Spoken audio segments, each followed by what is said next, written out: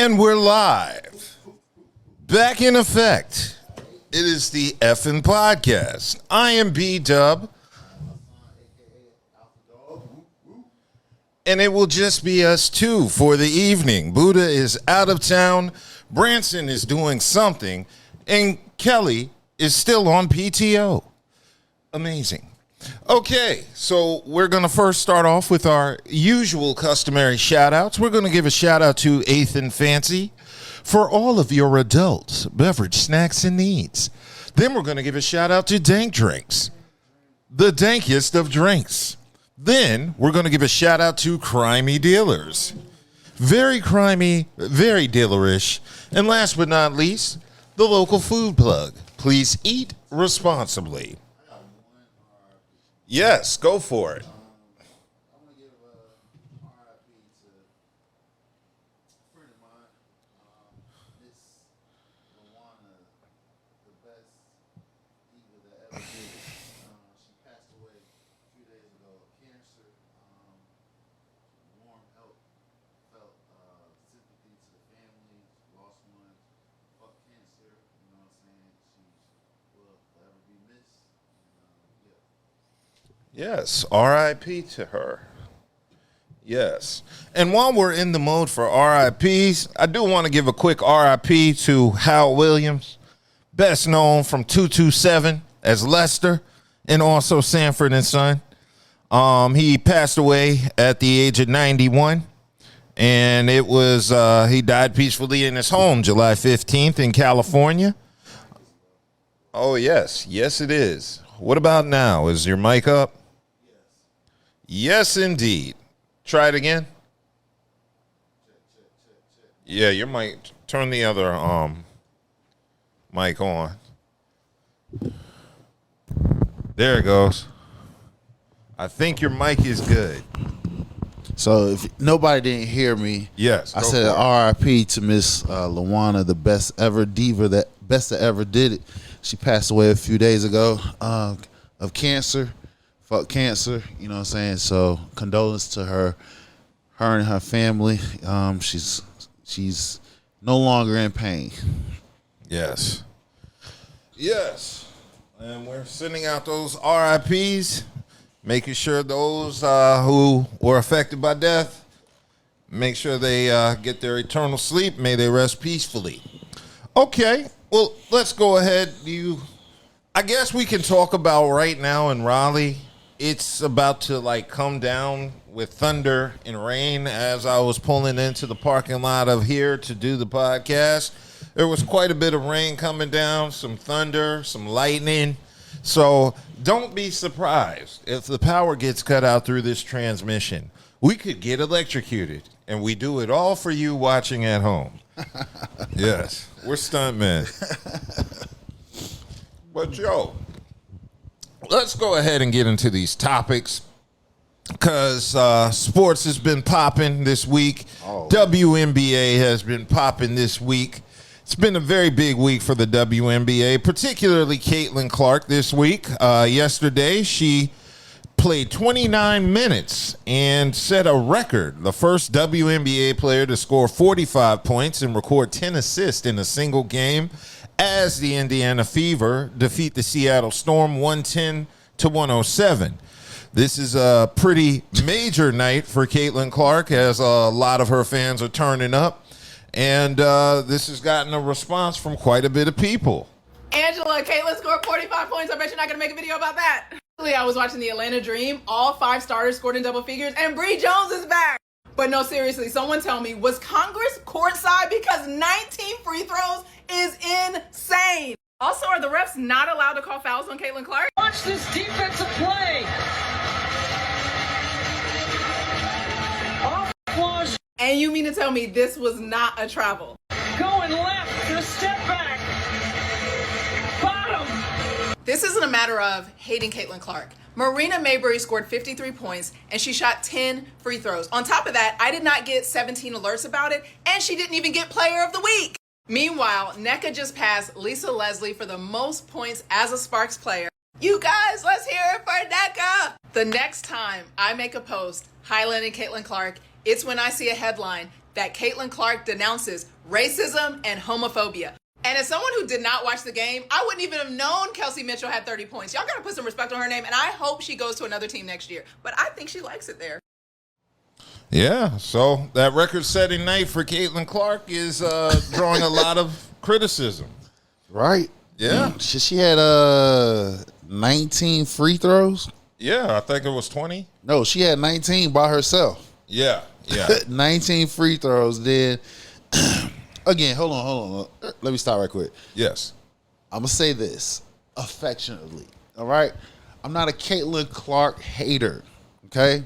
I believe I don't know if a lot of people agree with you. I mean, on of course they don't. I mean, because I listen. I know I have white friends too. Okay, we all come to agreement that I'm sorry. There's a lot of white people like mediocre shit. Let's just call it like it is. That's why they envy us, because we bring the sauce, we bring flavor and shit like that. So now let's get back.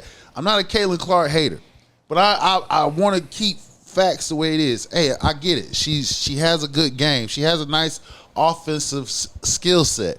But again, I have 4 guards that I can pick before her that's better than her. And the difference is, if anybody I saw the game last night, okay? And when it comes time for her to play defense, she gets cooked. She's the Luka of the W, okay? You look at her, how she stand, where the defensive stand, she got her hands all the way down here. You feel what I'm saying? She's not even ready to play in defense. And then she fouled a couple of times. They didn't even call it. You know what I'm saying? And we can go back in a couple of days ago they played the Valkyrie. Yeah. And where she claimed that she got knee in the thigh. You know what I'm saying? You look at the replay, she created contact, hit the floor, gets up. She's limping down the court. She didn't even get a call. She gets all up in the ref face. You know what I'm saying? Like, didn't touch it. Now, we all know, whether men's sports or women's sports, you cannot touch the ref. If that was anybody else that touched the ref, they automatically receive a technical foul and the ejection. So you can clearly see it. Then we have the commissioner of the NBA. He's putting his comments on it. You know what I'm saying? So it's like, again, fair or not, she's getting the criticism because, her fan base, they have unrealistic expectations. You know what I'm saying? Now, granted, she has brought a lot of you guys to the W, but the W has not been around for 30 years for no reason. And you know what I'm saying? So let's keep that out there. And then on top of that, she's not the face of the W. That is Asia Wilson, okay? Asia Wilson's of the Aces.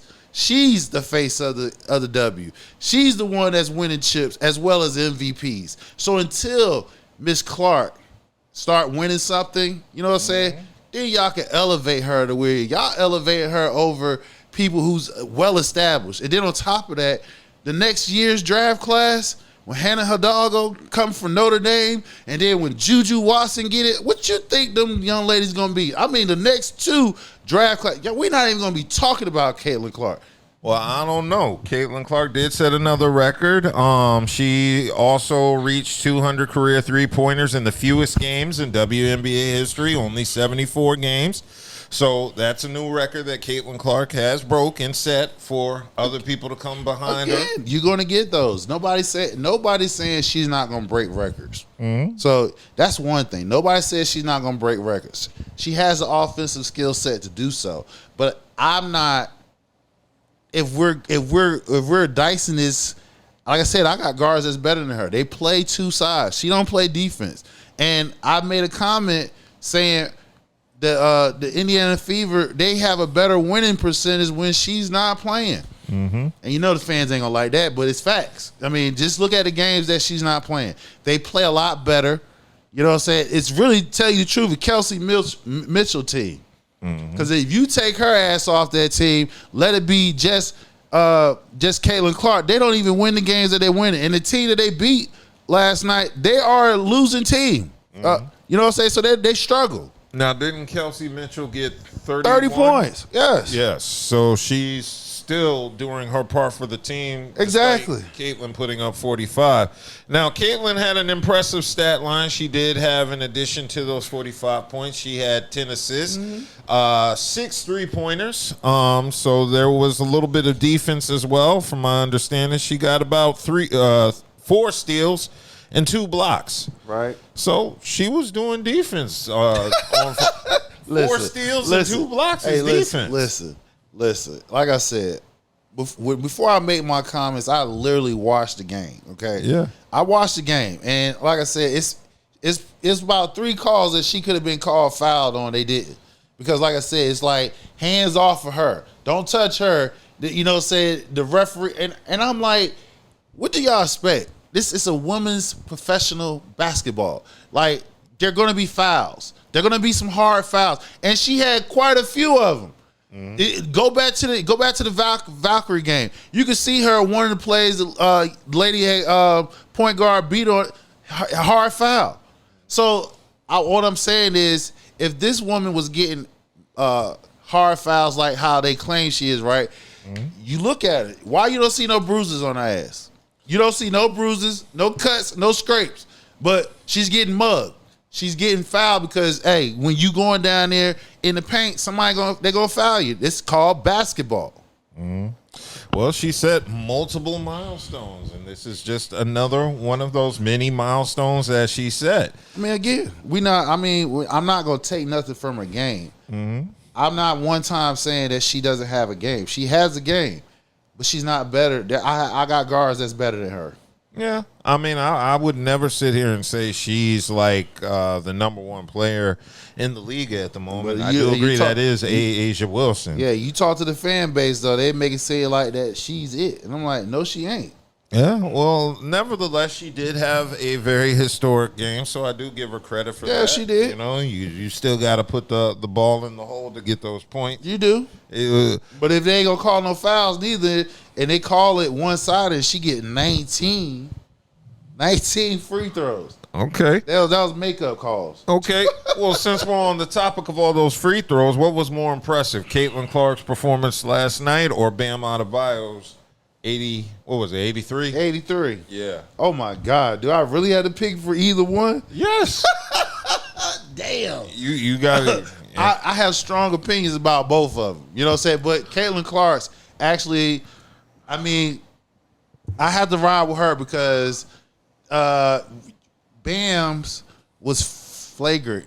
Yeah. You know what I'm saying? It was flagrant all the way around, from the opponent even down to the coaching. Now, in this situation, the referees didn't. They turned a blind eye to quite a few of them, and a lot of calls. It was favor her. 19 free throws, so I have to go with her 45, 10, and 4.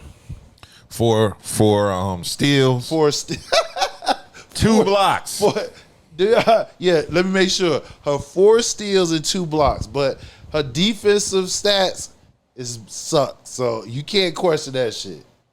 Yeah, well, you know, there's a lot of hype going around with Caitlin, of course. As you mentioned earlier, Adam Silva is weighing in on Caitlin Clark and the recent controversies with her in the past couple weeks. He's saying this is political football regarding the officiating and physical play in the WNBA. And ultimately, he's saying the issues around Caitlin Clark are not largely about officiating. And that particular incident, the one with Alyssa Thomas placing her hand around Caitlin's neck, he said that particular incident is not about whether a foul should have been called at the time in the game or whether that was ultimately a flagrant on review. So Adam Silva's just weighing in, basically saying what we've been kind of saying about Caitlin Clark, that she's becoming kind of a political point. She's been that's how she got on the map. She's been used as a political football from the jump.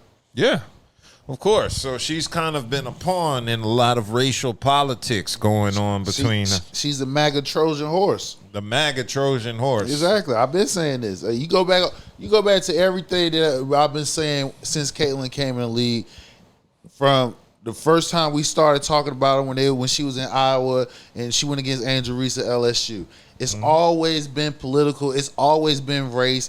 That's the reason why a lot of her fan base know about it, because anytime you talk about something when it comes to white on black, when it's you had in racial on top of that, then the politicizing her on as well, that came first. Then they noticed her game, because like I said, when ESPN, everybody was talking about Caitlin leading up into the women's college league, basketball league, her breaking the scoring record, nobody was talking about it. If you wasn't outside of Iowa, nobody was talking about it. And then once the championship game came along and Angel Reese did what she did, there it is. Caitlin Clark got thrusted into the limelight. The W and any content creator has been feeding off of this, and everybody's getting it what they're doing. In the meantime, is she cashing in on that shit? Yes, she is. Because there's a lot of things she could say, but she won't say. Like the young lady said in the clip, denounce homophobic and racial. She could say something about that, but she don't. Well, to be fair, now there was a point after that game between the Mercury and the Fever where that incident with Alyssa Thomas and her fist on her throat led to some death threats from Caitlin Clark fans, to which Caitlin Clark and Stephanie White, the coach of the Fever, did denounce.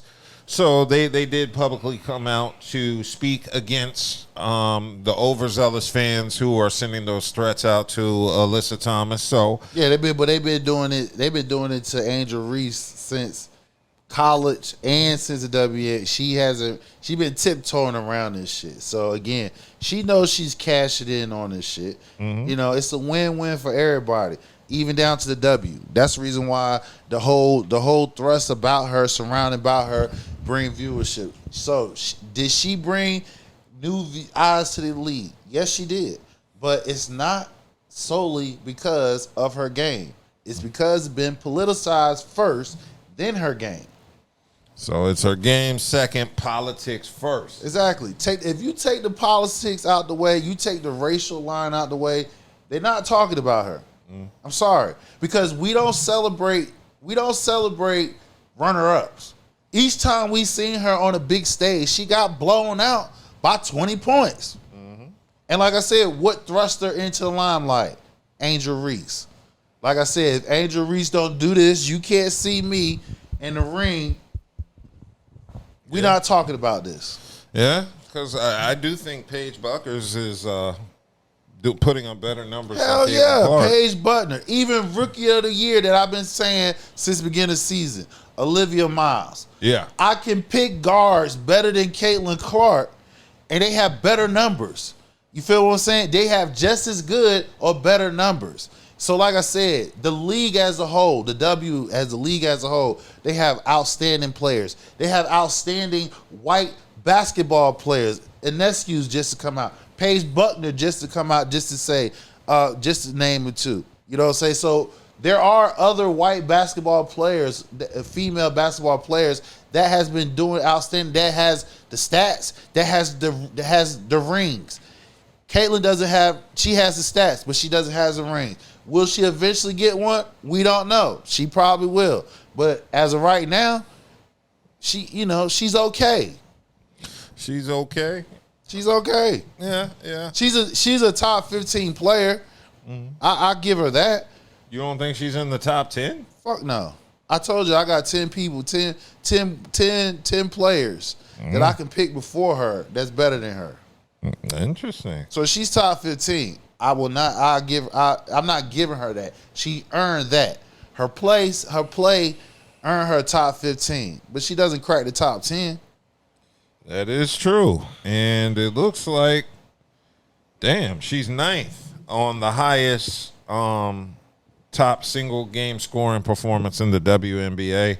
Of course, Marina Mabrey. Yeah, she had 53. 53, and that happened this year on July and June. We couldn't even talk about it because we had to talk about the Alyssa Thomas hand to her, Caitlin Clark's neck. Yeah, that dominated Marbury when she scored 53 points, and she only had 10. She had 9 less free throws than Caitlin Clark. Yep.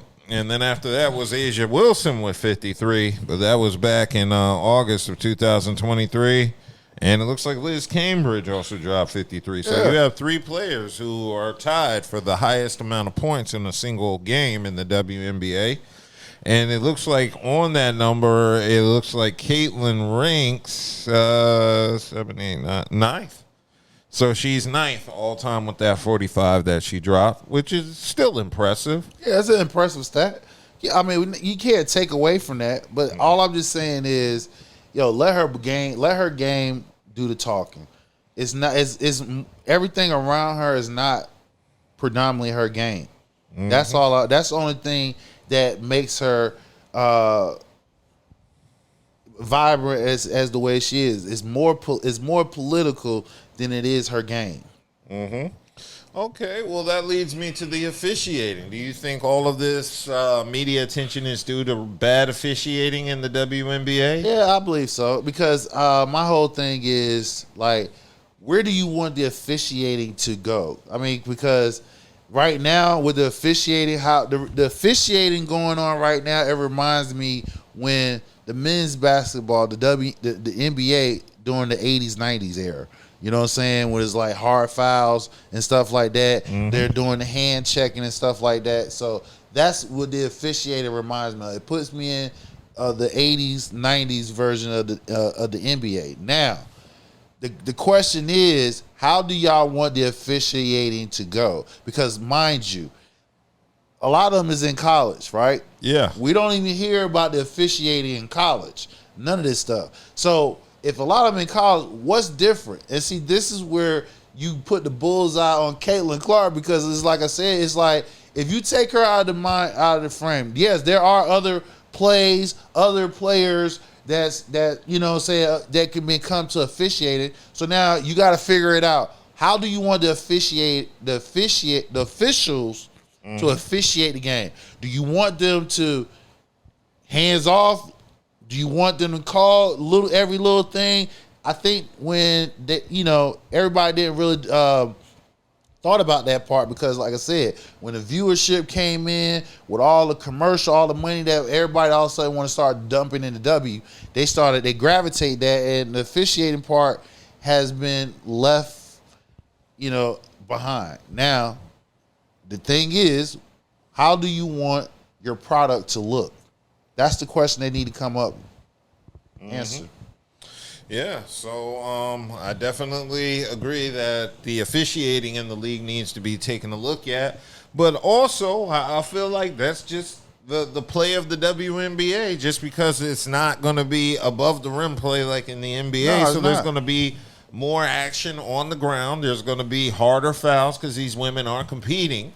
So there's going to be harsher fouls. There's going to probably be more flagrants in the WNBA just because, the lack of play in the air, I guess. So, you're going to see a lot of hard fouls. And I think the officiating hasn't been horrible. No, it hasn't been horrible. It's been inconsistent. Yeah, I can go with that. It's been inconsistent. But my whole thing is let it be even.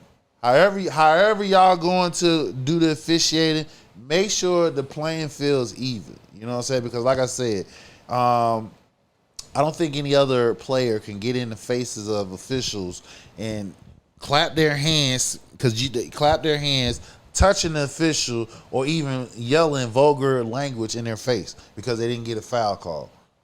Yeah.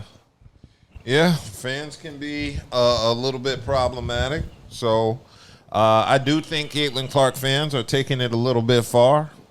They have been the whole time. Yeah, but I do think this is a monumental thing she did the other day. I can't really hate, No, nobody's hating. She did her thing. She scored the points. She got to put the shots up. She got to make the buckets. So, one of those plays, she walked like a motherfucker. I did see that walk. Damn, that was like a 1, 2, 3. I mean, she done.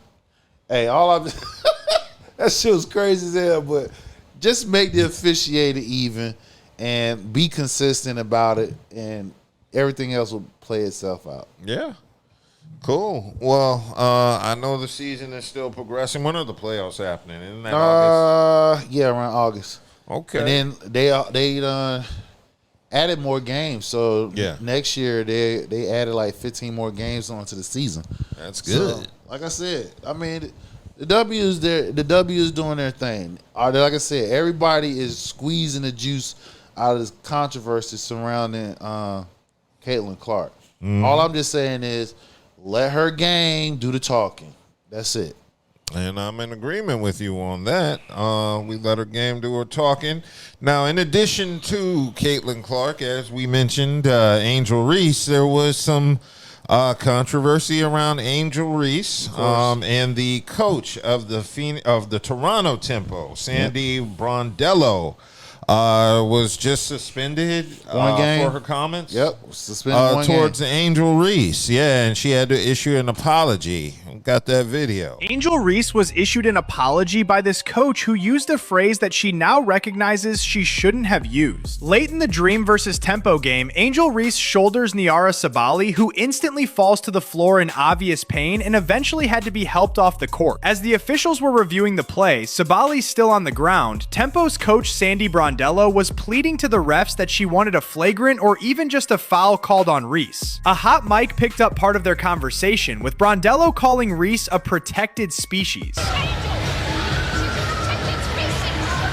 The moment quickly spread online and made its way to Angel, who was clearly not happy with it, tweeting Brondello with a clown emoji. The next day, after tons of heat and backlash online, Brondello issued an apology to Angel on social media, explaining she was frustrated with the officials, again apologizing, and that she deeply regrets what she said. Now, protected species is a common phrase for Australian sports, Brondello from Australia, referring to players getting favorable treatment from refs. Brondello's apology seemed sincere, and she probably didn't mean any malice towards Angel. We'll see if Angel accepts the apology.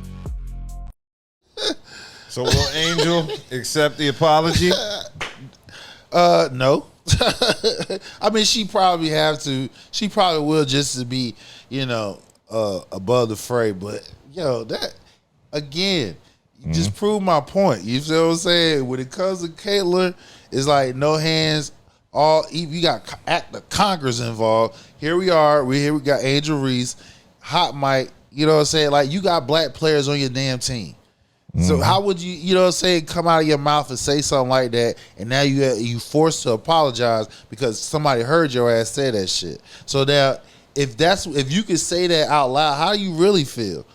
Oh yeah, I think she feels some way, but she had no choice because her job is attached to it. Yeah, well, as it was mentioned, this coach is from Australia. She has coached the women's Australian national team since 2017. So they're saying this is a phrase, protected species, used in Australia's sports environments to express frustration over a lack of calls against a particular player. Yeah, but you're not in Australia.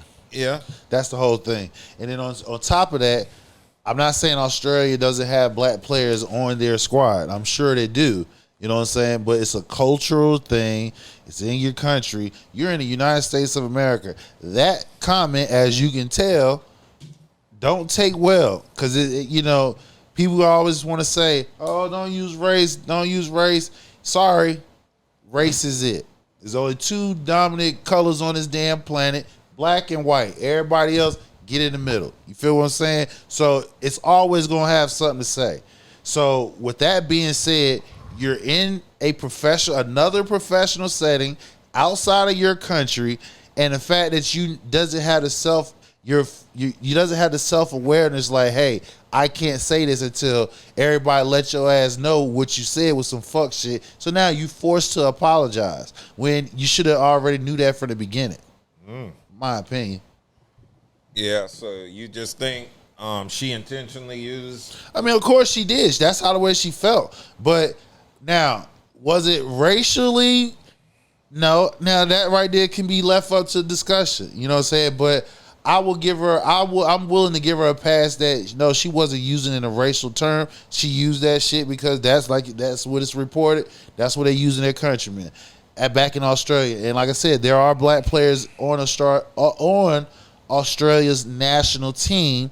So I'm willing to give her a pass on that. But again, you got to understand where you are, even though technically you're in Toronto, so you're in another fucking country. But when you bring your ass to the United States, you have to be aware See, this is where history comes into play at. People need to understand. If you understand the history of this damn country, there's certain phrases that you just don't say. Yeah. Yeah. So, I guess she needs to bone up on American history and understand certain phrases aren't necessarily going to go over the same way in America that they would in Australia. No. Yeah. So I do think Angel should just forgive her and move on. I'm one of those people. I don't know this lady, so I don't know if she has a history of saying shit that crosses the line. No, I don't know it neither. So I'm not. That's why I'm saying if this is reported and this is what they use, the terminology that they use back in Australia. Okay, I'm willing to, give her accept that. But again, you got to be aware about what's here in United States of America. You had to be aware of your self-awareness outside the political atmosphere, which technically everybody is feeding off the political here in the United States. Because if you go in other countries, you got far right congressmen all around the country. So you are aware. You feel what I'm saying? So you got to understand. You just can't say that shit. Well, no, you can't. You got to be a little bit more mindful about the country you're in and the social norms that go on here. Okay. Well, now next week is going to be the WNBA All-Star Game. Yep. And they've kind of dubbed it Caitlin Clark versus Paige Buckers because those are the two top leading vote getters. And there are going to be two honorary general managers with Cynthia Cooper and Teresa Weatherspoon. And it looks like Paige, W's legends. Yeah, legendary WNBA players. And it looks like Paige Buckers is going to be under Team Coop.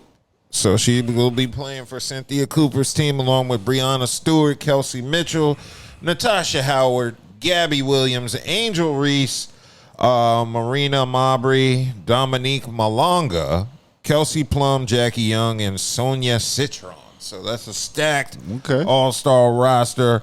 I like the fact that Angel Reese and Paige Buckers are going to be playing on the same team against Caitlin Clark, Asia Wilson, Olivia Miles, Aaliyah Boston, Jessica Shepard, Ryan Howard, Alicia Gray, John Cal Jones, Courtney Williams, Kiki Irafin, and Naka Ogumike. I know I fucked that. Emeka Ogumike.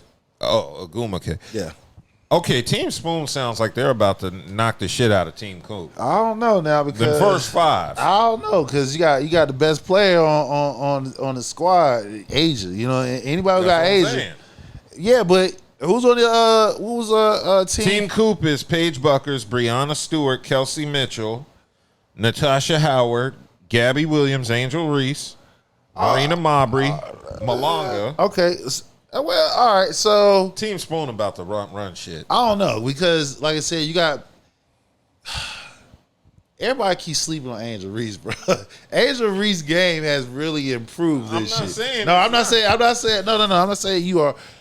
It is on paper. Yeah, you're right because you got anybody who got Asia, you're gonna be in the league. You know what I'm saying? But I ain't sleeping on Paige and Kelsey Mitchell. She can put up buckets. You know what I'm saying? So. She a sharpshooter, and in my opinion, that's the Fever is Kelsey Mitchell's team. That's just my opinion. But outside of that, Natasha Howard, she ain't no slouch neither. She a 20 points bucket. But anytime you got Asia, goddamn, I'm just saying. I mean, she'll be. The numbers and the accolades speaks for itself. From all the way from college. Since she been drafted in the league, you feel what I'm saying? And they went on that historical run last year when they was damn near making they almost didn't even make the playoffs last year. And they won 16, 17 games straight on their way to the championship. So this is why I keep saying, like, hey, pump your brakes on Caitlin, goddamn. We got motherfuckers here in the league that's doing the damn thing. And like I said, Asia, not only she scoring the buckets, she played that D too. That's the one thing y'all got to understand. Is she a good if Caitlin's a good offensive player? Yeah, she is. But when it comes to that two-way, the two-way people is a special one. They've got the offensive set and they can shut your ass down. And the one thing we do know is if anybody put any type of body or any type of physicality on Caitlin Clark, you could shut her ass down. Can she come back on the other end and shut somebody else down? Outside her 4 steals last night, her 2 blocks. You know what I'm saying? Those were credible. Those were credible. That's not her consistent stat line that she's gonna put up. So Asia Wilson, anybody who got Asia on the team, goddamn, you got a chance to win. Damn. Yeah, sounds like it's gonna be an interesting game. I believe it's gonna be over 250 points scored. Wow, that's a lot. Yeah. How long is the All-Star game? Like, how many minutes do they play? I think they done went up. I believe they got 4 quarters. I believe it's 10 minutes. I believe. Don't quote me on that. 10-minute quarters or quarters? Okay, I think it's 4 quarters. I believe so. Okay, that's going to be interesting. Now, Team Spoon to me with Caitlin Clark, Asia Wilson, and Olivia Miles. So you got Miles playing playmaker. You got Asia in the paint. You got Caitlin out here on the 3-point line. I know that. I'm saying, like, bro, it's going to be UConn versus South Carolina because you've got 3 players from UConn with Paige Buckers, Breanna Stewart, and Gabby Williams, and then you have 3 from South Carolina with Asia Wilson, Aaliyah Boston, and Alicia Gray. So, look, South Carolina's representing on both rosters. But the crazy part is Notre Dame has the most players in the All-Star game. They got 5 if you include Olivia Miles. Yeah. Well, yeah, she started off with Notre Dame, but she left and went to TCU. Exactly. So you 4. Yeah. I mean, what you got? Asia. You got who was it? Asia, Alicia Gray. Yeah. Oh, you talking about for South Carolina? They got 4, right? No, they got 3. It's going to be, Asia Wilson, Aaliyah Boston, and Alicia Gray. So it's those 3. It's 4 total because you got, what's the other side? Oh. AR. Reese is on there. Oh, yeah. So it's 4. She's LSU. Oh, I'm sorry. Damn. Smack myself. Damn. Yeah, you're right. Yeah, so, it's just 3 South Carolina on the same team, 3 UConn on the same. So I keep my eyes peeled for the All-Star game, see what's popping.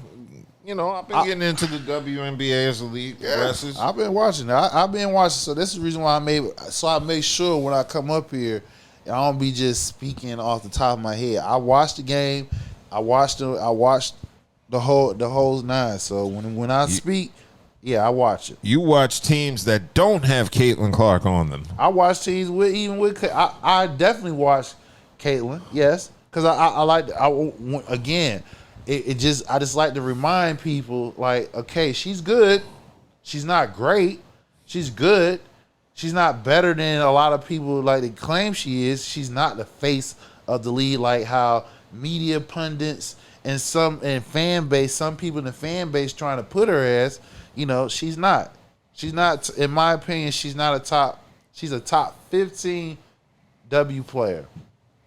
Yeah, I'm in agreement with you. So we're going to look forward to next week's festivities with the WNBA, including the WNBA All-Star Game. And I just look forward to seeing what comes of that. I've been getting into the WNBA as the season has been progressing. So I look forward to hopefully a very high volume scoring All-Star game. If you talking about 250 points, they're going to be putting up total. Yeah, they're going. I mean, shit. You got with Olivia Miles and her playmaking. I mean, This is where Caitlin get the chance to get off. You feel what I'm saying? Because she don't have to worry about distributing ball. See, Caitlin, she's a natural 2 guard. You feel what I'm saying?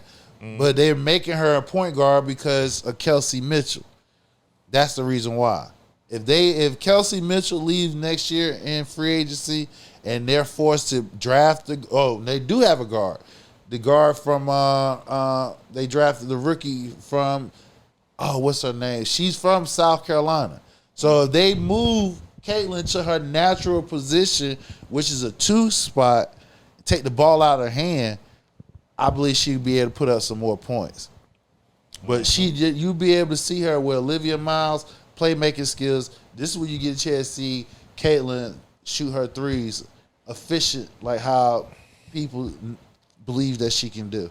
Yes, indeed. Yes, indeed. So, shout out to the WNBA.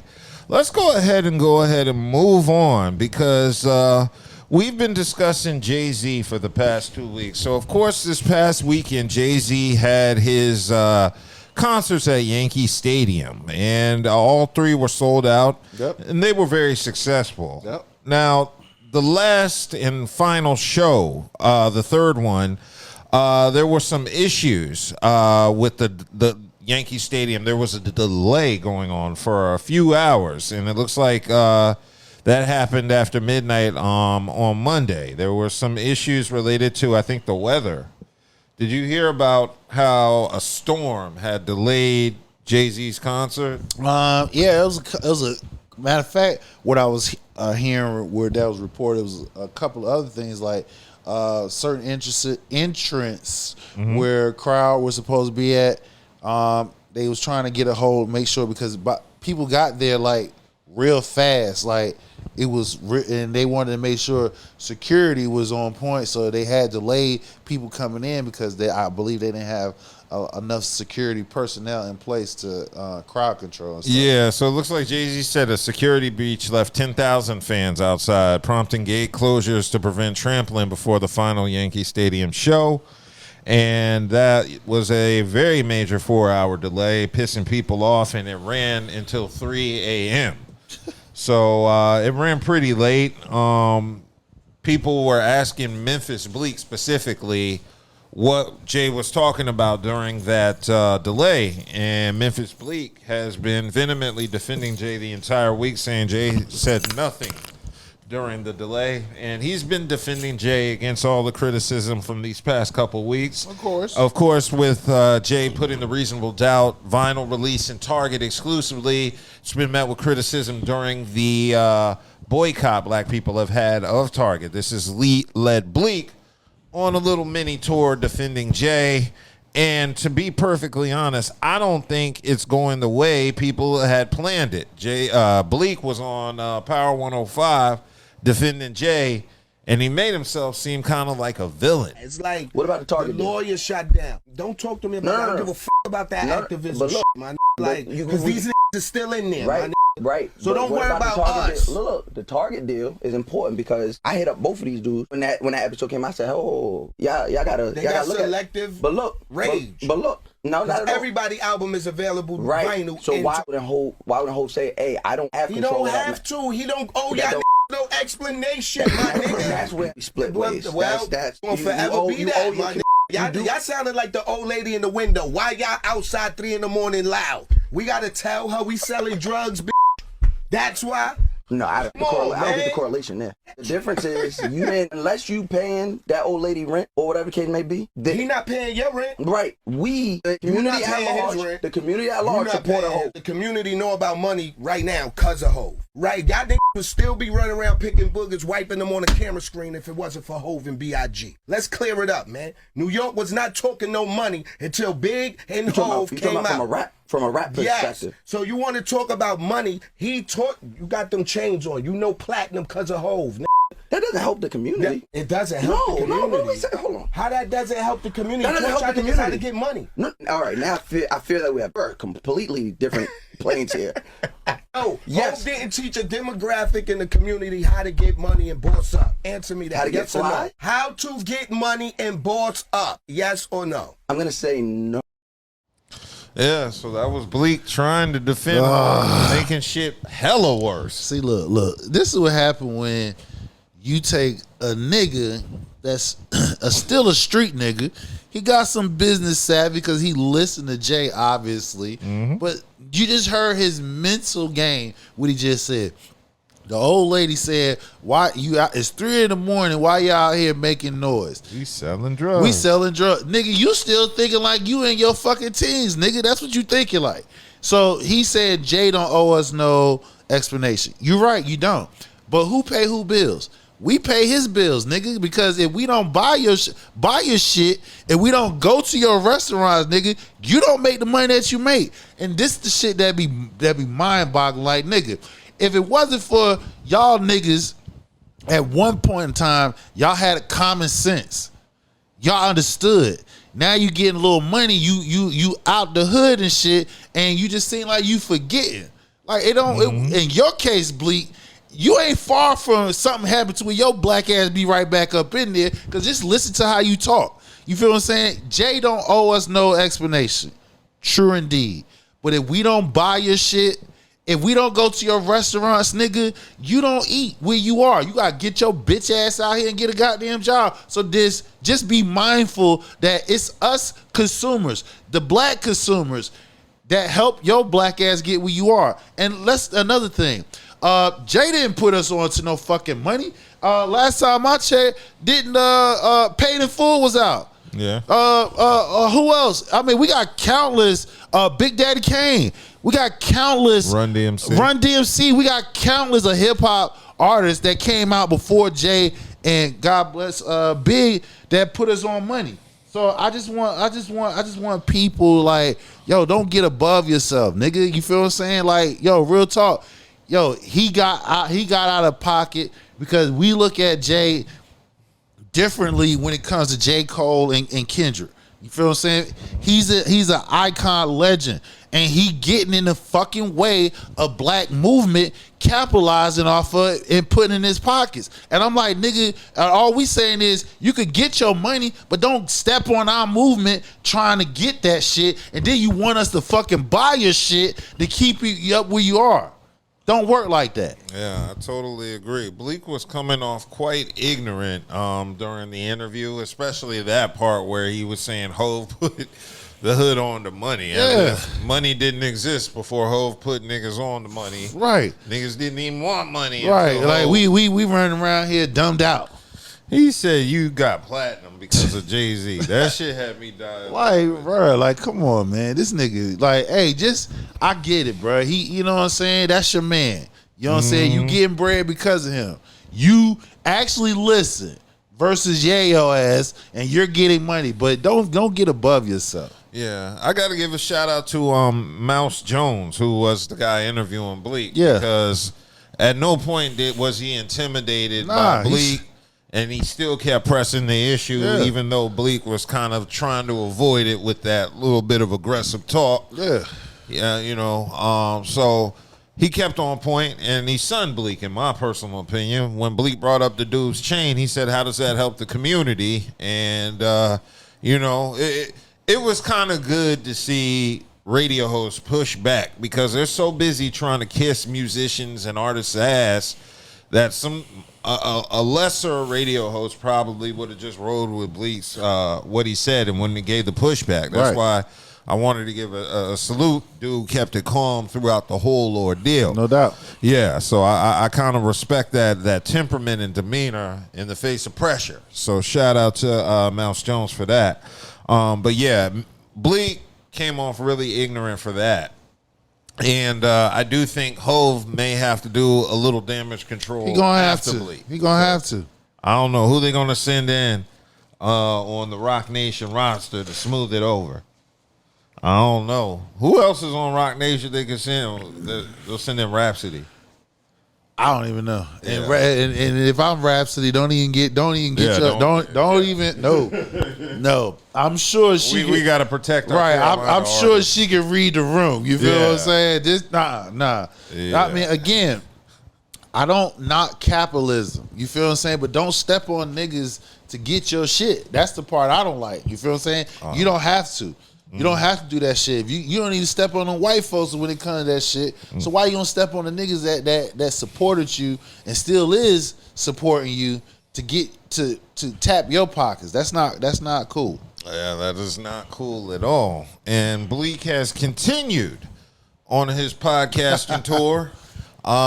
He's also took time out on the Breakfast Club this week to address some comments Tony Yayo had sent towards Bleak in regards to his relationship with Jay-Z not being the same as Yayo's relationship with 50. Memphis Bleak went crazy on Tony Yayo earlier today on the Breakfast Club. He was really pissed and upset and angry at Tony Yayo over comments that Tony Yayo made on the Gilly and Wallow podcast when Tony Yayo compared Memphis Bleak and Jay-Z's relationship to his relationship with 50 Cent. Like, yo, I got too much beef cream on these.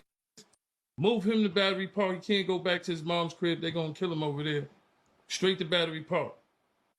That it's a difference. Like That's love. Jay-Z never really all right, Memphis Bleak, you would say is his friend, but it was different for us. I think me and 50 was more friends than.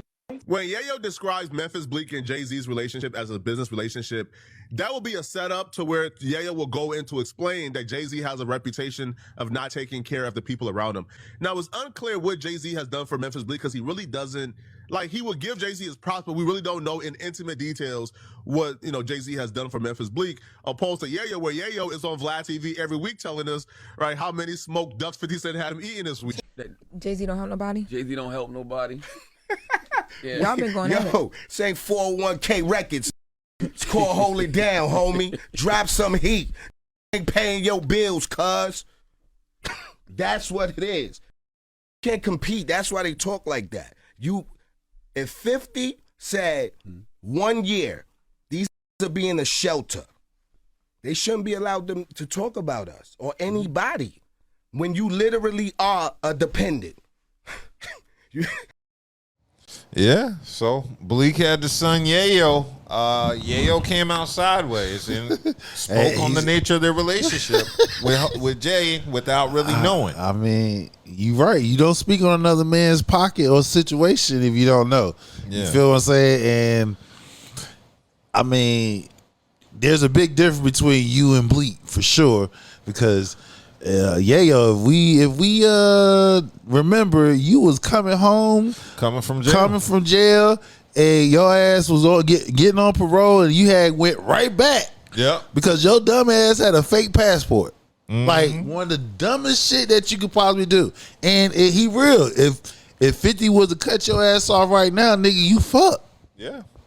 So I think there's two different mentalities here at work. I think Jay-Z taught Memphis Bleak how to fish, meaning how to go out there and get your own money. Yeah. Whereas 50 keeps Yayo as a dependent. A do-boy. Yeah, kind of like a child on his payroll.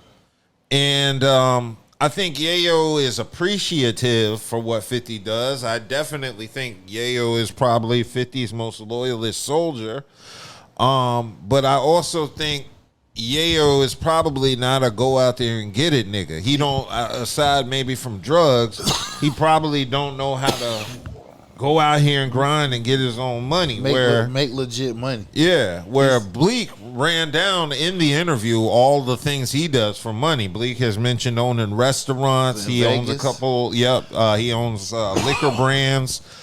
He owns a couple things for multiple incomes. Which now, when next time I take my ass out to Vegas, I'm gonna look his shit up and see what he doing. Yeah, Bleak got a few restaurants. So the thing about Bleak is, his money doesn't necessarily come from music or being in the general public. He's just an owner and run shit. He's an entrepreneur. He's an entrepreneur, basically. Yeah. So he has various sources of income. While I think Yayo is just dependent on 50, Yayo doesn't drop music like that. Yayo, I don't really hear about Yayo having ventures. No ventures, no podcast. Well, no, he does the podcast with Uncle Murder. All right, well that. Yeah, he has no. He's Vlad. He's on so Vlad. Outside of podcasting, he really has no. From what we know, he has no businesses of his own. Yeah, so I think because of that, he's seen more as 50's homeboy. He gets an allowance. So, I don't think Tony Yayo is in a position to speak down on Bleak just because of the position he's in with 50, where he's kind of seen as 50's do boy. You know, that's how a lot of people view Yayo. They don't see him in the same vein as like Lloyd Banks musically, because Lloyd Banks, a lot of people have said he's a better rapper than 50. Oh, he is. Yeah. Lloyd Banks wrote a lot of the G-Unit shit. Oh, he did? Yeah. I wasn't aware of that. Yeah. Lloyd Banks. If you go look at Lloyd Banks, he was the best one in G-Unit. He wrote a lot of G-Unit shit. Once Lloyd Banks left, they whole shit disintegrated. G-Unit fell apart. That is definitely true. I never noticed that. I just assumed that everybody in G-Unit wrote their rhymes. I didn't know Lloyd Banks was ghostwriting for cats. Lloyd Banks ghostwrited a lot of G-Unit shit. And then, like I said, once Lloyd Banks left, I think he was first. Once he left G-Unit, they shit went down. And that's when 50 venture over into the movies and shit like that because musically he got on by doing diss tracks. You feel what I'm saying? So how long that was gonna last? You feel what I'm saying? And he got with the right nigga and hey, I think he overplayed his hand. He value Lloyd Banks like that enough. Mm-hmm. Yeah. So I think one thing we can learn from this, especially on the music side of things, is just because you don't see somebody in the public eye all the time does not mean they're doing bad or get. In fact, to me, that's the exact opposite. Right. It's like if you're silent, it might mean you're doing good. We ain't heard no reports of you being in debt, losing your house, or the tax man coming after you. Child support. Yep. We ain't heard you get arrested for any lack of payments. We haven't heard shit. You ain't getting sued. You ain't in jail. You doing all right. Yeah. So if a nigga ain't online like Ray J, attention whoring for some money and fame and shit. Yeah, and that's one thing I can say. Bleak has been out the way because a few months ago we was like, damn, we ain't heard nothing Bleak. Bleak gonna make some music, whatever. Yeah. Bleak making money at other places where there's no pressure for him to drop anything. Then he had artists up. Bleak had a label as well because he mentioned that he got a label. He signed Casanova, which Casanova is doing time right now. Yeah. Casanova's locked up. Damn shame. Which he already said, like, yo, nigga, when you come home, we're going to run it up. So he already put in the word that they got some work ready to go. So that's his artist. So Bleak got other business ventures where he don't have to be out there. Do you know when Casanova gets out of jail? I'm not sure. He's been down for a while. I didn't even realize, but I'm not sure. I have to look that up. Yeah, because I remember his buzz getting really big, and then I remember hearing about him having to do some time. He got caught up when 6ix9ine got that shit. That shit with him came out, and they was doing all that Rico shit, and they were saying his gang ties. That's what his ass. That's the reason why he got locked up. Crazy. Okay, well, shout out to Bleak for getting out there, getting money, doing your thing, not being a charity case. Yeah. Just don't be disrespectful and forget where you come from, nigga. Yeah. Bleak got to really watch how he talks to the general public, particularly black folks when it comes to this shit. We can remind your punk ass what it is. You're like, oh, shit. Like, yeah nigga. Niggas might stop eating at your restaurant in Vegas. Right. Feel me? Yeah. Okay, well, let's go ahead and move on because we were talking about hip-hop and mini beefs. There's been a little beef going on between 38 Special and Jadakiss. They had a back and forth that we covered about 2 weeks ago where 38 Special called out Jadakiss, saying Jada was scared to do another track with them after they did a track originally together on a previous album. Yep. Since then, Jadakiss decided to respond back with the song called Aroma, featuring Stove Guy Cooks on the hook and Fat Joe. I heard the song. The song is pretty dope to me. Dope, man. It is what I expected. Some grimy New York shit. Jada, nigga. Jada had bars. Fat Joe had bars. Like, yo, you cannot come at no OGs and think they not gonna clap back at your ass, bro. Yeah. Well, the diss got back to 38 Special. He heard the diss and decided to respond back in a podcast. Of course he gonna do it. To sit there and have 50-year-old men making a song about the aroma of drugs is not too appealing. Like, who are y'all trying to aim for? Like, y'all niggas be making songs about, like, the prescription drugs y'all taking to stay alive and shit. As a, you know what I'm saying? There you go. Like peptides and shit. You be rapping about peptides and AARP and shit like that. What the is wrong with you talking about the aroma of drugs? Like, we old as a bitch. Y'all 10, 15 years older than me. Talking about the aroma of drugs. Who idea was that? And then to diss me on it was stupid. A real drug dealer? Y'all gonna diss a real drug dealer? Really sold drugs on a song? And Kiss, you spit the verse, you got Khaled and Fat Joe as your backup dancers. You wearing a book bag that another man gave you. You spit the verse, Fat Joe, he more happy about your verse than his. DJ Khaled jumping on the couch, he don't know what's going on. He just happy to be around. Khaled, do you speak like that when you around your Palestinian people, or you just speak like that when you around? I want to know. And do you speak animated like that? Like, yo, when you around your people, or that's some shit you just do around. I want to know this. So, yeah, that was 38 Special responding back to Jadakiss, Fat Joe, Khaled, and Stove God Cooks on the song Aroma. He is mad because they got it. I think he made some valid points. I mean, especially the Khaled part. I'm not going to sit here because I like 38 Special. I like Jadakiss, Fat Joe, DJ Khaled. I don't have like a personal issue with any of these artists. So what made 38 Special this any different when he talking about when he was talking about when we last reported, he was like, yeah, we the murder capital, nigga. We got bodies and shit, blah blah. I mean, what's the difference? Like how was used? What makes what you was writing about, rhyming about any different? I'd rather rock with the fuck with Jada they're talking about, and he's only speaking what he done in the past. You feel what I'm saying? Mm-hmm. So this is a lane that he was in. So with you speaking, I'm assuming allegedly the genre that you in, if not direct, we all know that hip hop artists either you directly or indirectly know somebody that's engaging for you to say what you say in your rhymes. Mm-hmm. You feel what I'm saying? So you were just bragging about talking about y'all the murder capital of New York and shit like that. You know what I'm saying? So I'm just lost there. Yeah. That's all. Well, the thing about it with me, I feel like, of course, 38 Special is coming from a place of beef, so a part of this is emotional.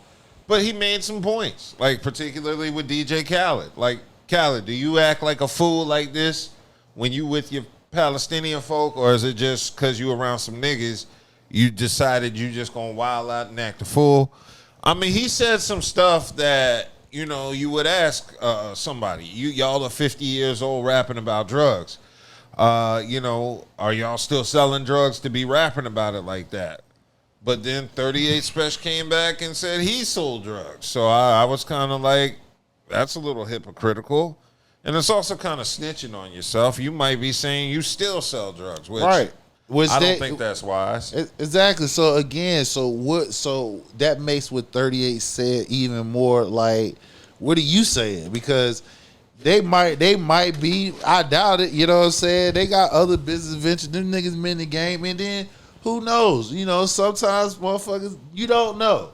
The fact of the matter is, what they said doesn't make what you said any better. And me particular, I don't like the fact that you talking about bragging about that y'all the murder capital. You know what I'm saying? Like, nigga, you bragging about killing other black people. You feel what I'm saying? Mm-hmm. When we got actual white folks got aiming at your head while you killing another nigga, they got the gun at your head at the same damn time. Like, this is where people gotta get outside of your circumference. It's more than where you are from. You feel what I'm saying? And this is where it lets me know your level of maturity, but your education level. You feel what I'm saying? So, you know, it's hypocritical in my opinion what he's talking about. Yeah. And as far as DJ Khaled, like, did we notice when he doesn't speak on the actions that's going on in his homeland? Yeah. We already knew that he's not going to partake in that shit. So this right here is something that he can get into and he can have fun with it. So yeah. For once, he can get on somebody else while people was taking digs at him. Yeah. Well, the cool thing about this beef is 38 Special ain't backing down. I don't believe Jadakiss, Fat Joe are going to back down. I mean, shit, this was 38 wanted. He wanted Jada he kept poking the bear. He wanted Jada to come out in response. He did. So now it's your turn, nigga. Come out with a damn rhyme. Jada came out with something. It's your turn, nigga. This is what you wanted. Yeah, so this is gonna be interesting because drop something, nigga. They both dropped something. But Jada just responded to his. So now it's time for 38 Special. Exactly. Yeah, he got to come back with. Yeah, you got to come back with some bars. You get off the podcast, nigga. All right, you made some. In my opinion, you didn't make no points. I felt like you was hypocritical in the points that you was making. That's my opinion. So Jada responded. You beginning of the year, you was like, come on outside and play. He came outside, nigga. So now it's your turn. Yep. The ball is in your court right now, 38 Special. We are expecting some bars since this is I like so far because bars have been dropped and podcast interviews have been dropped on both sides. Exactly. It's been a war of words with lyrics. It's been a war of words with actual words on the podcast. That's why this is going to be a very interesting beef. I'm going to keep my eyes peeled on it as it progresses. I'm waiting on 38 Special to return fire, and I'm sure when he does, we'll be covering that. Hopefully it'll be next week. Right. 'Cause I might lose respect if you can't get them bars. If off you that don't week. drop no bars within 3 days, it shouldn't be 3 days, nigga. You saw what K Dot and Drake did. Them niggas was dropping like every other day. But we know you ain't up. Well, I'm not gonna say that. You as number wise, you ain't hit that level yet. So you got 72 hours, nigga, to drop something. If you don't drop nothing in 72 hours, I don't want to hear nothing else. Okay, now we got Branson in the chat. He said, can the bars you spit be considered as drugs? Because that's how I took it. Yes, it could. It could be. Yeah. So maybe drugs is a metaphor in the song for lyrics. Which we was talking about before, that today's rappers don't have this the intellectual in the game on how motherfuckers know their art. Can you drop metaphors? Can you drop bars? Outside of bars, can your shit be similar? You know what I'm saying? But you speaking in a different way. That's the lost art in hip hop. Metaphors. Metaphors is a lost art. Cool. Well, like I said, we're waiting on 38 hours, Special. 72 hours on you. 72 hours, 38 Special. Waiting on them bars. All right, let's go ahead, move along, because I did want to discuss Bootsy Badass getting screwed over his $600,000 for a Trump pardon that never happened.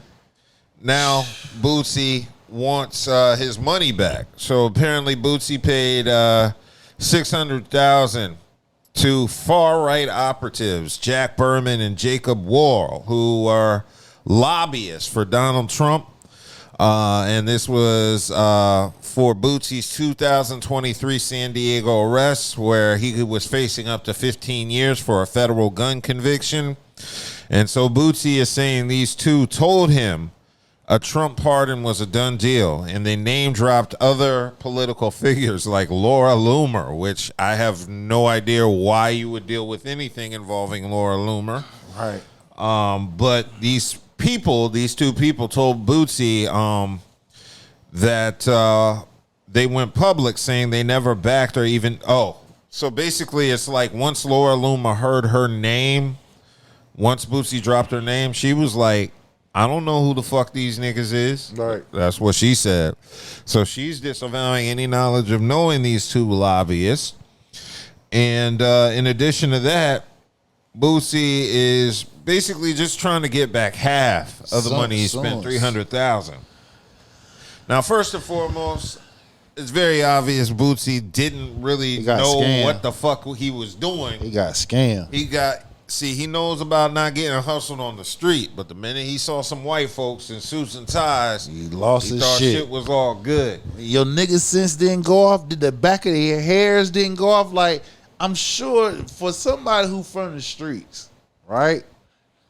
If you get around somebody that's talking that shit, your nigga senses didn't go off. Your spider hairs didn't go off on the back of your neck. Like, these niggas is pulling the fast one on you.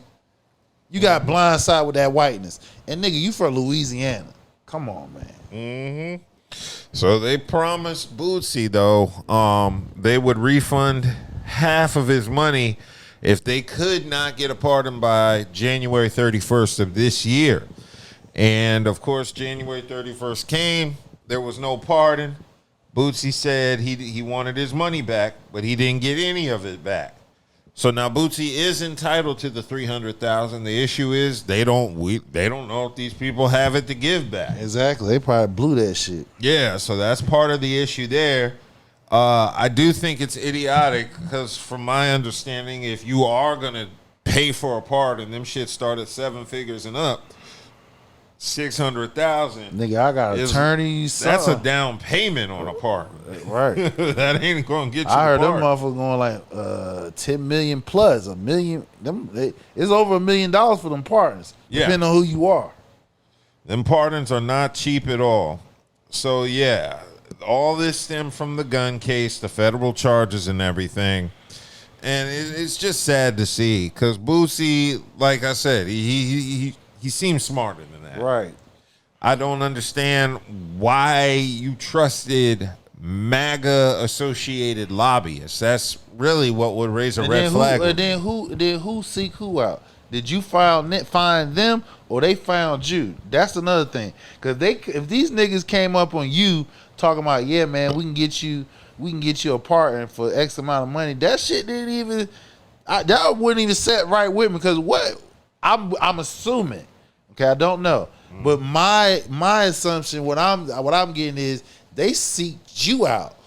And how many motherfuckers seeking somebody out to get a partner for their asses? I'm not sure how it went, but it does look like Bootsy paid them after they name dropped. So yeah, but so that's what I'm saying. So I'm like, how did you came and cross these motherfuckers? Did you find them or they find you? That's what I'm talking about. See, if we know that part, then that would make more sense. Because if he did it, then that means the nigga didn't even do enough research. He ain't had nobody look their ass up a little bit more. Now, if they found him, then that makes it. That's why I said your spider senses didn't go off. Your nigga sense didn't go off. That fact that these motherfuckers seeking you out, that's the missing part. Who seek who out? Okay, so it does look like I found some information. Bootsy did hire this lobbying firm of J.M. Berkman and Associates in order to attempt to get a pardon. So it looks like Bootsy seeked them out. Okay, so now whoever that now, if that firm is still exists or ain't no shell corp, then he got to sue their asses. Now another issue, he is filing a lawsuit against them. So Bootsy says, or the contract Bootsy signed has a lot of errors on them. It says Bootsy pleaded guilty in a 2023 case rather than the 2024 one. And it says Bootsy will pay the firm $600,000. They will keep half of it no matter what, and half of it if it gets a pardon. So this is on paper that he does get that money back. So he is owed that money. I don't understand why he has to sue. I just think it's a matter of maybe they're not paying him the money back. Why they aren't paying it, that could be another issue.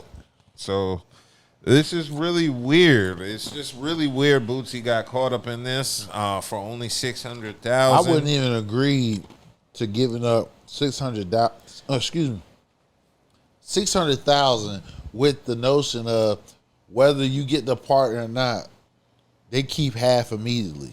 Mm-hmm. That automatically had my hairs up standing up then, because it's like, who's to say that y'all actually go and make an attempt? You can claim that you make an attempt, but actually didn't, and you automatically kept $300,000. Fuck no.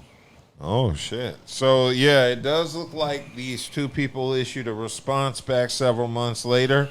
They made several claims saying Bootsy physically threatened them, which they claim voided the contract. and they say Bootsy never actually signed the agreement that contained the refund clause, so the whole thing doesn't count anyway. And they're trying to call Bootsy a violent convicted felon with a long list of convictions. They scammed his ass. They got his ass. They got his ass. That's what they did. How you gonna say, I know the man was mad, like, nigga, I gave you $600,000. You ain't called me. You ain't said shit. I ain't getting no money back. I'm going to beat your ass. And you going to talk about it void a clause. Fuck out of here.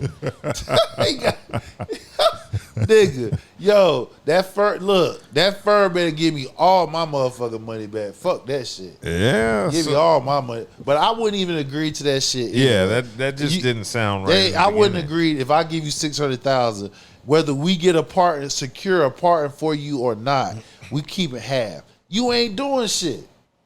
If you would have said 20,000, 10,000, all right. Something like that. But half? Fuck no. Nigga, they said half. Boosie, man, you should have had your people look this shit up. Yeah. Yeah, so Boosie been throwing out shots on Twitter saying everyone you said you reached out to for my pardon has said you're lying. Every name you name has denied your allegations. Everybody you named will have they time to speak. It's getting hot. So where did the money go? I thought Trump signed the pardon. I thought you had the president. What is this? Oh, there. President's ear. Yeah. So Boosie's taking to Twitter. I mean, so again, if he got receipts, he'll end up getting all his money back. And them niggas scammed his ass. That's what they did. Like I said, it just off face of you saying, I'm giving you 600, whether we secure the pardon or not. You get to keep half. I'm not doing that. Fuck no. And Boosie went on to tag more conservatives in the post.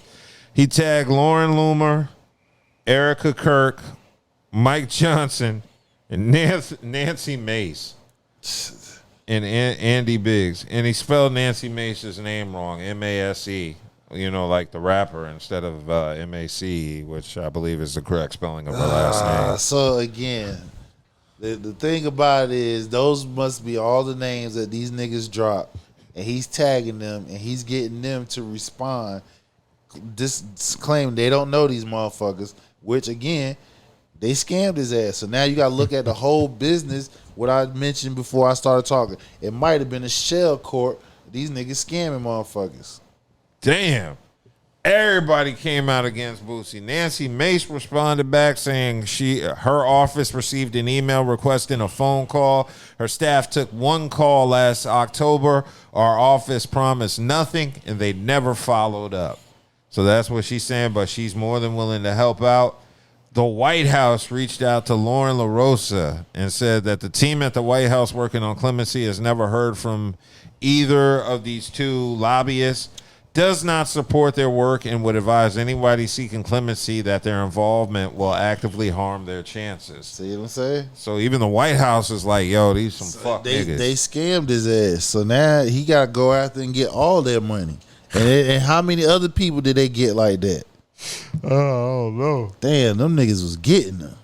Yeah. So scamming. Damn. That's really bad. Where all my scamming ass niggas at? Yeah, the two white boys dancing. They dancing the Young Miami. Yeah, I told you. Look. I wish I had that clip. I saw it on TikTok. Somebody was breaking it down. They was saying something of that nature. But yeah, those scamming ass niggas, boy, they listen to that Young Miami. Where all my scamming ass niggas at? They got Boosie's ass. Got Boosie ass, bro. God, I hate to see it happen to Boosie. Damn, Boosie, your nigga senses didn't go off. Them hairs didn't go off your neck, boy. Well, they called Boosie up and was like, do you have Medicaid's Part A and B? That nigga said, we don't know that motherfuckers.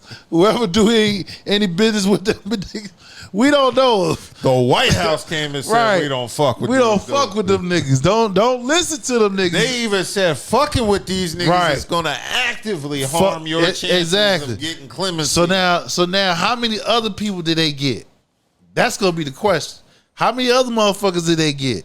Damn, that's crazy. Yeah. Where all my scamming ass niggas at? Boosie, I hate it had to be you, but you got to learn, bro. Bro, they playing Young Miami on your ass. Yes, they did. Spin that shit.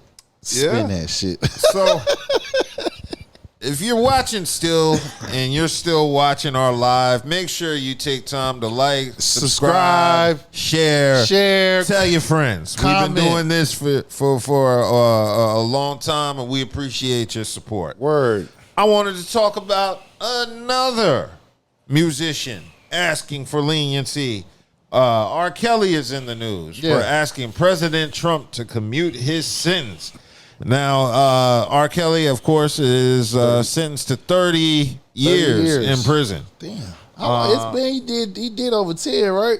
I think so. Yeah. R&B's been dead for quite a long time since he's been in the pen. That's true.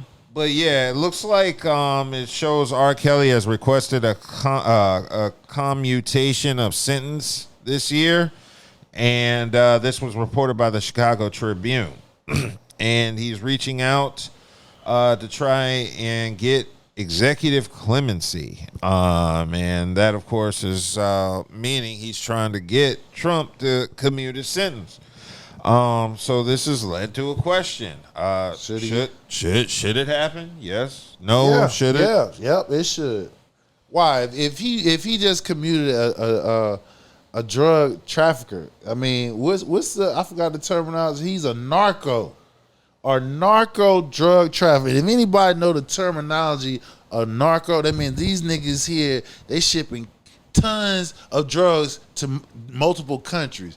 Now Trump pardoned this motherfucker just a few months ago. You know what I'm saying? So if we doing that, scammers and shit like that, I mean, he did 10, and it ain't like, from what was reported, ain't like the young lady's parents wasn't involved or had some type of knowledge. So it's not like, free that man. Well, I'm on the fence with R. Kelly. I'm one of those people. I kind of sway with whatever happens. I'm somebody who believes R. Kelly is a musical genius, but I also do believe he needs to pay. He did for his crimes. He has. He did. He did at least a dime. Yeah. I do feel, just logic based wise, if Trump has commuted the sentences of people who are killers, narco traffickers. There have also been pedos Trump has yes, indeed, pardoned. So I feel because of that, if he wants to release R. Kelly, because he's released worse people than R. Kelly, in my personal opinion, it would be wrong for me to specifically target R. Kelly and say no. Yeah, I just feel like that would be hypocritical if you weren't up in arms over the other violators, right? You can't keep the same energy. Yeah, and we all know R. Kelly ain't gonna risk, if he gets out of jail, he ain't gonna risk going back. And then on top of that, what people not understanding is, even if he does get the federal charges commuted, he got state charges that he had to take care of. So he's not gonna get out anyway. He still has state charges. As of right now, the federal charges trumping the state charges. So if he gets federally pardoned, he has state charges he has to contend with. Yeah. So, I did forget. R. Kelly is locked up here in North Carolina. Yeah, he's in Butner. He's in Butner at a federal facility in there. Hey, we should reach out to Kels and see if he wants to pop up with a phone interview on a podcast. I heard he's just randomly popping up on people's podcasts if he can get some phone time. Well, shit. I mean, somebody reach out and write a letter, see if he'll respond. We got to know somebody in Butner that can hook us up. I mean, our network is pretty strong across the state. I got to know somebody in Butner who knows the prison system there, either as a prisoner or working there. We need to get that. We need to get that lined up. Yeah. I think people should leave comments and give their opinion. Should we reach out to R. Kelly's folks for an interview? I think I could possibly make that happen if I tried. Yeah, I believe we should. That would only be if the people would willingly want to hear that, because I'm damn sure not into pissing people off. But hey, we're gonna make R. Kelly sing if we get on the interview.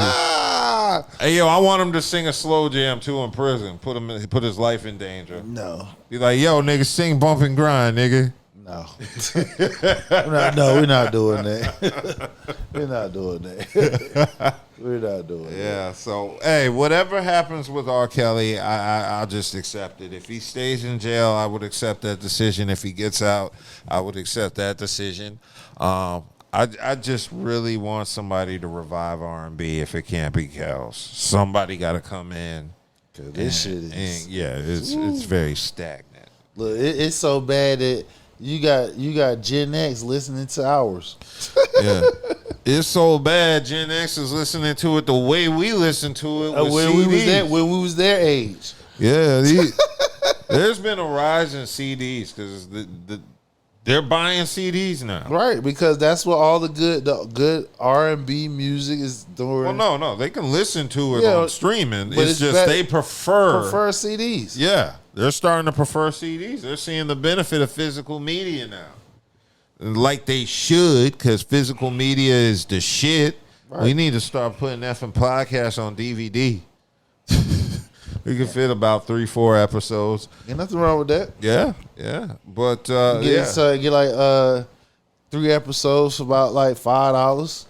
Yeah.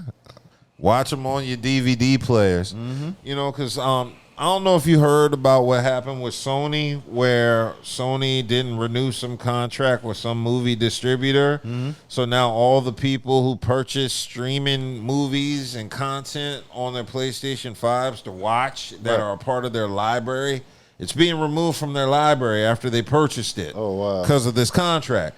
So now you have a lot of people who are pissed off because they're just like, yeah, we paid for the rights to watch this, and you're literally removing it from our account, and we're not getting a refund? No. Like, nigga, we just paid like $20, $30 to rent that motherfucker for a couple months? You know that's a few $1 billion y'all done got off of that shit with no problem. Yeah, so people, y'all may want to start looking into physical media, because they can't come into your house and take the DVD you bought at Best Buy 20 years ago, but they can take it out your library on streaming. I can tell you that much.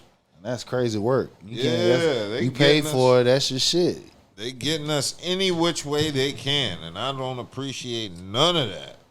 At R. Kelly, pardon is crazy. So yeah, shout out to R. Kelly, man. Whatever happens, happens. But free Kells. Yeah, if you want to say free Kells, go for it. Say free Kells. But you know, whatever happens, happens to them. Yeah. So in addition to that, I wanted to go ahead and move along. I wanted to discuss Jason Lee, because Jason Lee was on the Truth After Dark's podcast this week. And there was a question regarding Kim Kardashian that somehow led him to Megan Thee Stallion. And what happened was Jason Lee ended up defending Klay Thompson from the accusations that Megan Thee Stallion had accused him of when she broke up with him. You look at the men that Megan has dated. I mean, Tory Lane's next to Klay Thompson. I don't really know what her choices are. Klay Thompson, you know, he's a successful athlete who I've owned Hollywood on Lock for almost 11 years, and Klay Thompson's never been in a scandal, ever. Yeah. I've seen him in the club. He's had girls around, but he's not been like, you know, it was a respectful hangout. I don't know him to know him for any scandal. So why is he in a scandal? And why are we scandalizing him when we don't know the situation? I don't know what happened between them. Right. What I know is when I first saw it and people criticized me, I went on my show and said, this is fake. This is fake. It ain't gonna last. This is a bullshit. Until she does the healing, she gets sober, she works on her mental health, she gets in the right place. She's going, this is not going to work. Then, okay, so you said Tory Lane shot you. Okay, he did or didn't. That's between you and the jury. Okay, he's in jail for shooting you. Now Klay Thompson is a bad guy. Every guy you date is a bad guy. Yeah. Every guy. Oh, no, Jason Lee had to say one day, when I would say, this person's the problem, this person's the problem, this person's the problem, I'm the common denominator in all of that. How am I? No, I had to take stock of my own shit and go, no, Jason, nigga. Yeah, so that was Jason Lee defending Klay Thompson. Now, that was a little surprising because Jason Lee is usually the first person to pop shit at the guy in a situation like this. This was a little bit different. He, I guess, is on the he don't rock with Meg train. So that led to him. Well, it's not even to say he don't rock with Meg. He was just maybe speaking his truth that he saw with Klay Thompson. As he mentioned in the clip, he doesn't see Klay Thompson getting into a whole lot of shit. So he's on the side of if Megan's putting this type of negativity out there about him, it might be Meg. Because as Jason Lee said, and you've said multiple times, we don't have proof of anything Klay has done other than a tweet that has still never been verified by anybody outside of Meg Thee Stallion. Exactly. So I thought this was just an interesting back and forth Jason Lee had with Paul Pierce and on his podcast.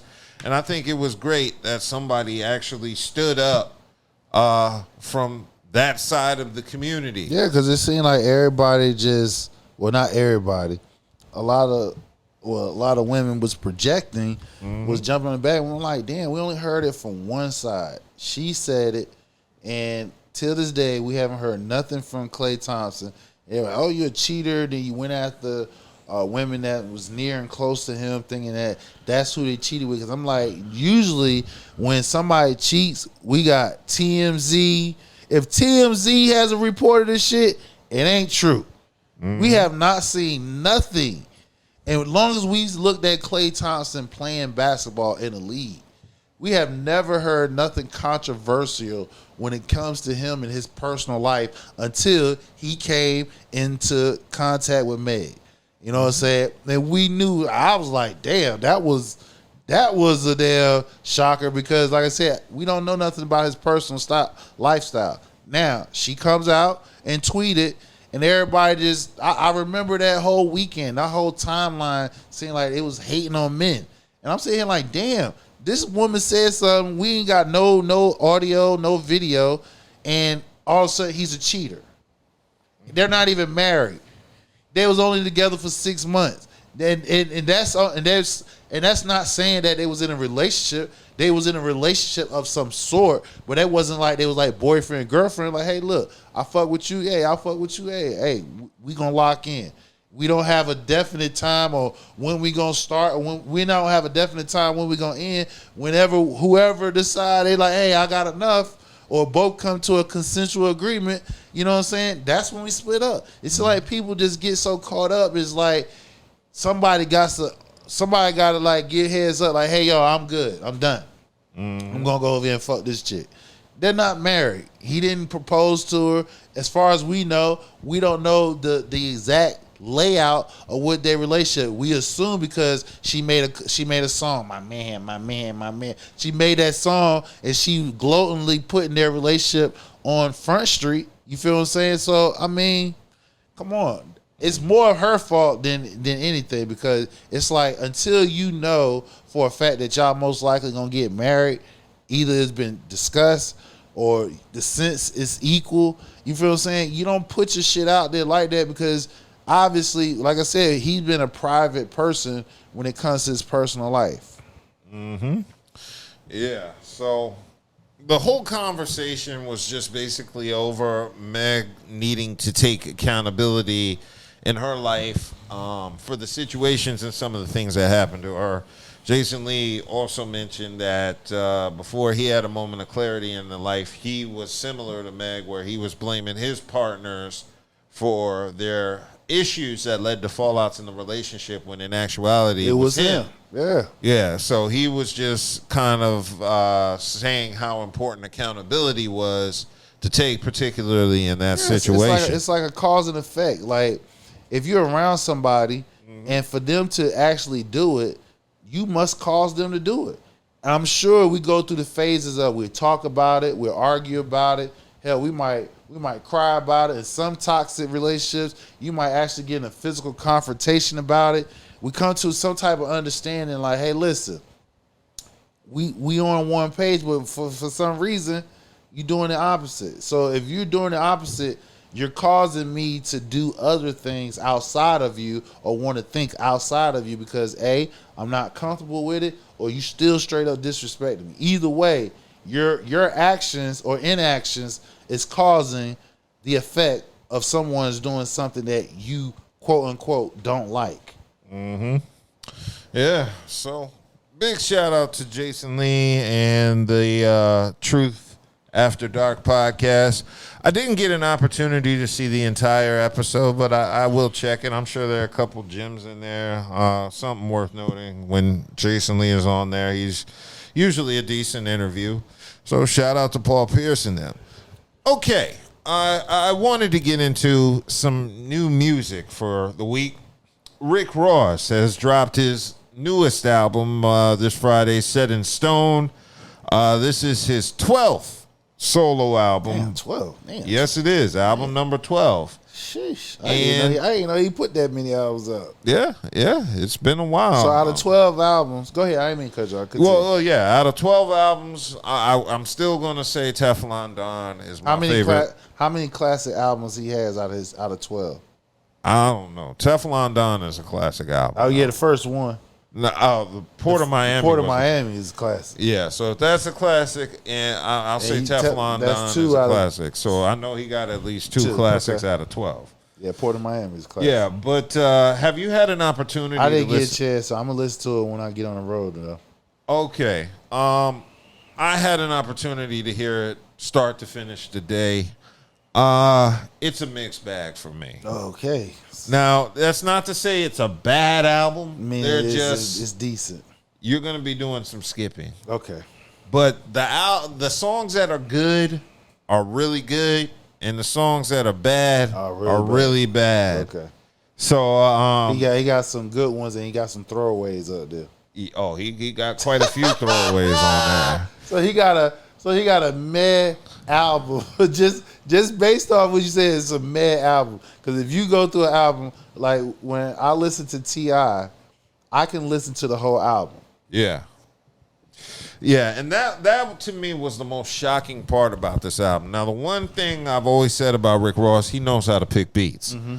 He knows how to pick beats. So they started off the album with Caviar Bumps, which the first track is dope as shit. Okay.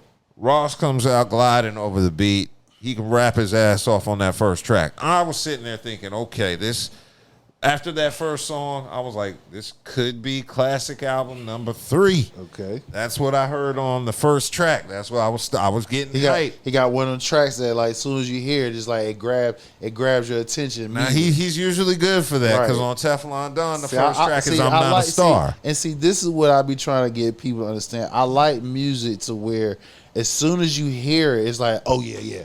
You hear the first 6 bars, you know what I'm saying? You're like, oh yeah. This is replay automatically. You know what I'm saying? But go ahead. Yeah. Well, now the issue is with the beat selection, it was inconsistent. Now, he has some really dope beats on this album. Then he had some beats that was like, what the hell were you thinking on this? Right. So some of the features, same thing. There was a beat he did with X the Plug, isn't that his name? Big X the Plug. That beat to me just didn't hit. I wasn't a fan of Big X's verse. I forgot the name of the song. But there are a couple songs like Camel Meat where Ross just rambles. You said Camel Meat? Yeah, he got a song on there called Camel Meat. The shit is, maybe it's a diss of Jay. I don't know. I definitely gonna listen to this shit. You gotta listen to Camel Meat. Camel Meat. Yeah. So, it got a couple joints on there worth listening to. The joint with T.I. is dope. He do got a track on there with T.I. that I thought was pretty good. Got 2 of them already on. Yeah, but the verses that don't hit, they're pretty bad. Kodak Black had a pretty bad verse. Who else had that? There was a verse track number 2 or 3. There was like a really, really bad verse from somebody on there. I think it was, hold on, let me pull up the album and I can tell you. Okay, it was that joint, Rich the Kid, Face Down, number 4. Once I heard that track, Rich the Kid starts it off, and like the energy is terrible, especially after listening to the first 3 songs, because Rich the Kid, he does that offbeat rap, like the young nigga rap, the YN flow, I guess, where fuck the beat can't tell me what to do. I'm going to do what I do. Yeah. So he starts it off like that. But you had 3 songs prior to that with like masterful rapping, so the sequence of it kind of fucks it up. But Minx in Miami with French Montana, Max B was dope. The joint with T.I., Mahogany Caskets, that was pretty dope too. The YFN Lucci can't dig it. That ring around the rolls, can't do it. Ring around the road. I wasn't even now the Maybach Music 7. There's a track with Rick Ross and Jeezy. Maybach Music 7. Now that shit is official. Okay, I'm about to say there ain't too many featured Jeezy on it. That shit ain't official. And the crazy part is both of them had bars. Okay. Jeezy came with bars. So far, you know, you got 3 right there. Yeah. The Living Large, that was the one with Big X, the plug, that I ain't really care for. Purple Fentanyl, it was average. Chain of Command was actually pretty dope with Nino Breeze. Okay. There was a joint with Leon Thomas, Remarkable Hustle, that was pretty good. Big Fish with Gucci Mane, didn't feel it. Mm-hmm. Maybe I need to listen to it again. I'm gonna give. I usually have to take a second listen to really fully absorb Gucci's music sometimes. But yeah, overall, so far, I counted 6 tracks. Yeah, but altogether, how many is up there total? 19 total. So out of 19, you got a third of the album is decent. A third of the album is fire. A third of it is meh, and a third of it is terrible. Okay. And altogether, it's a pretty solid runtime. It is a perfect album to listen to on the road. So pretty much out of 5 mics, it's like sound like a 3. I would give it 3. Yeah, I would give it about 3, maybe 3.5. I got to listen to it again to determine 3 or 3.5. It doesn't deserve 2.5. It damn sure doesn't deserve 4. Okay. So it's right there on that 3.5. Okay. Yeah, but I mean, if you're a Rick Ross fan, I'm a Rick Ross fan. But for you to, for a Rick Ross fan, and you're saying 19 tracks, 6 of them immediately grab you is fire, and another third is like man, and another third is you feel what I'm saying? So outside of that, like it's above average album. No, it's an average album.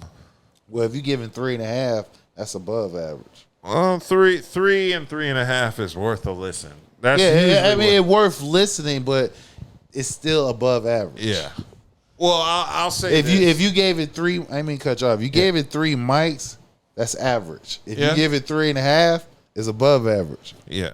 Well, I'll say this: it's worth listening to, particularly because there ain't shit else. So yeah, because I'm not. It's better than Future shit. I'll say that. Oh, you talking about there's nothing out just this week. In terms of music. Like I said, T.I. shit is that's. Oh yeah. I still haven't heard T.I.'s album. You need to. In my opinion, that's on me. In my opinion, that's a classic. That's on me because I've been mixing and mastering my album. Right. I've just been listening to my album for the last month.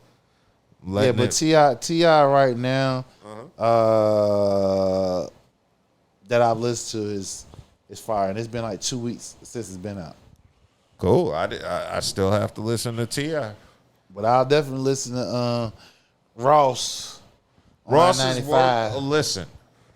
It's not going to be in the top half of your Rick Ross albums. Well, so if there's 12 albums, it's going to be in the bottom half. Well, at least there's six tracks that you say is fire. Yeah, no. There's still tracks that are worth listening to. Like I said, you're just going to be skipping. I'm just saying, like the tracks that you're going to hit repeat. You said 6. You are correct. All right. Yeah, about 6. Okay, gotcha. Yeah. So, if you're a Rick Ross fan or you just don't have any new music to listen to and you've heard T.I. shit. I still haven't. Get on it. Yeah, but check out Ross's album. It's worth listening to. The songs that are dope are actually pretty dope. They might make it to your playlist, but the other stuff, you'll forget it. It's one of those albums you'll literally pick apart because it's just like the shit that hits, and the stuff that doesn't. So shout out to Rick Ross. It's not a bad album. It's okay. I'm going to listen to it again because it's Rick Ross. I do, as I said, I do like Rick Ross's music. So I'm going to give it a second listen just to determine what my true feelings are. So I'm going to give it that second listen. But, if you haven't heard it, check it out. If you are a fan of Rick Ross or if you slightly like him or it's just still some dope, good hip-hop. So, all right. Yep, shout out. And I don't have any other topics to cover. No. So we made it this far. Again, if you're still watching us, there's no reason you shouldn't hit that like, subscribe, share. Come on, people. We are less than 1,500 for that 10K mark on YouTube. I know y'all want to come in and speak to our beautiful people. We're going to have that live calling and stuff like that. Then we're going to be looking for modules. You know what I'm saying? So, again, we growing because of your support. We thank you. Like I said, keep us on that algorithm. We got y'all. Yeah. So thank y'all for tuning in. We will see you next Saturday with some more new shit. Peace.